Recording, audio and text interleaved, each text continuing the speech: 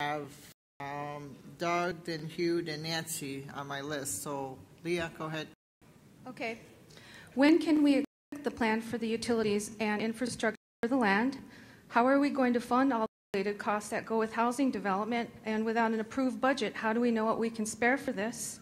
Why aren't we more diligently and aggressively pursuing what we do have into trust so that people don't have to pay taxes? What is the status of the FBI investigation to the Housing Authority, and how would the outcome of that possibly affect the land use plan? Is the FBI investigation why we can't draw down the money from the HUD to use for housing and infrastructure? And when will we get the budget by?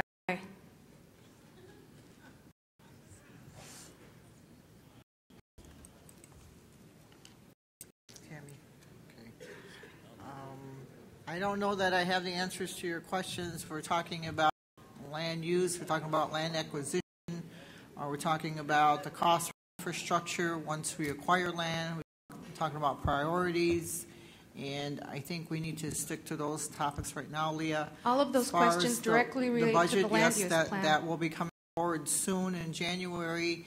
I think that will be the time that GTC pays attention to that budget to make sure that any land acquisition or any infrastructure costs are included in the budget if that's the desire of the body.